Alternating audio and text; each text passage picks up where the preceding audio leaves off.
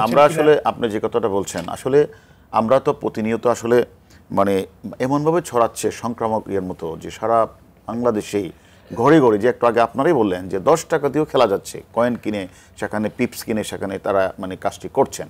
এখন আমাদের কথা হলো তারপরেও মানে আমরা এত এত লোককে আমরা ধরেছি একটু আগেও বলছি জামালপুর থেকে আমরা 160টি সাইট আমরা বন্ধ করে সেখান থেকে আমরা মানে অ্যাডমিন যারা করেছে সবাইকে আমরা ধরে নিয়ে আসছি।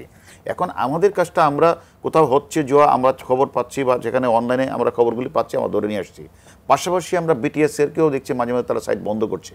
কিন্তু এই যে চোর পুলিশ খেলা তারা সাইটটা খুব ওপেন করলো আবার আমরা বন্ধ করলাম আবার আমরা অ্যারেস্ট করলাম এবং এর মধ্যে দেখা গেল অনেকেই আবার মৃত্যু মানে আত্মহত্যা করছে।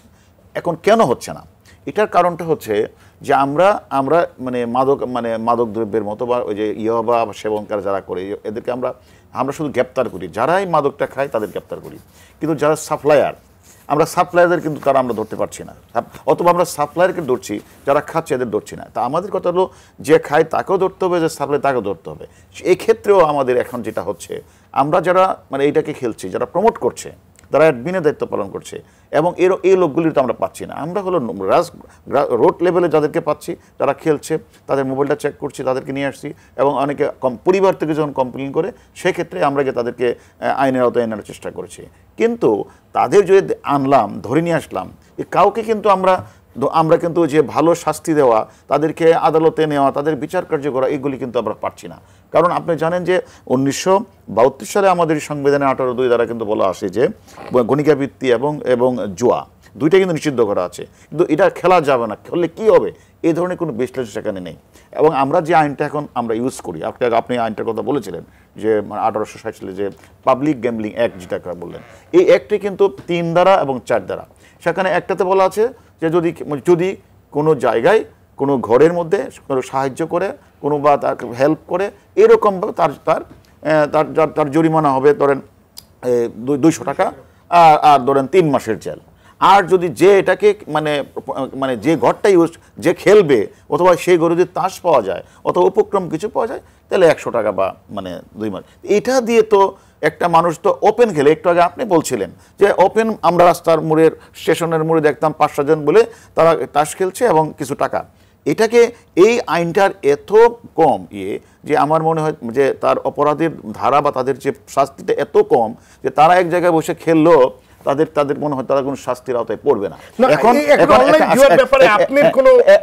আমার যেটা এটা যদি এখন আমি যখন কাউকে ধরার জন্য আমি যখন কাউকে অ্যারেস্ট করে নিয়ে আসবো, সে যদি এখন আইনটা যদি এরকম থাকতো আমাদের যে তাকে ধরলে জেলে পাঠালে সে 5 বছর জেল খাটবে, 5 লক্ষ টাকা জরিমানা দিবে, তাহলে বোঝা যেত যে সকল মানুষের মধ্যে একটা মানে তাদের শাস্তির এটা যদি বেড়ে যেত।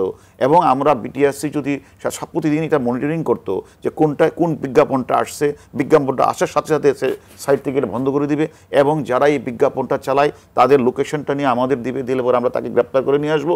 এবং আশার আলো একটা হলো আমরা এবার কিন্তু আমাদের পুলিশই কিন্তু আইনমন্ত্রী মহোদয়ের কাছে কিন্তু আমরা সেই সাপোর্টটা করেছি যে এবং সেখানে 2023 সালে কিন্তু একটা আইনি হওয়ার জন্য সেখানে কিন্তু একটা ধারাও সংশোধন করা হচ্ছে যে পাবলিক মানে গ্যাম্বলিং অ্যাক্টের যে একটা ধারা, সেখানে 5 বছরের মানে জেল এবং 5 লক্ষ টাকা জরিমানা বা 3 বছরের জেল এরকম একটা প্রভিশন রেখে একটা আইন করা হচ্ছে। আমার মনে হয় আইনটা যদি হয় আর ওই লোকগুলো যদি জানে যে স্কুল কলেজের ছাত্ররা তাদের হাতে এখন মোবাইল দেওয়া হচ্ছে, আমার কথা হলো হালির সমস্ত দায়িত্ব আমার আপনার না, আমাদের পুলিশ বাহিনীতে আমরা দায়িত্ব পালন করছি।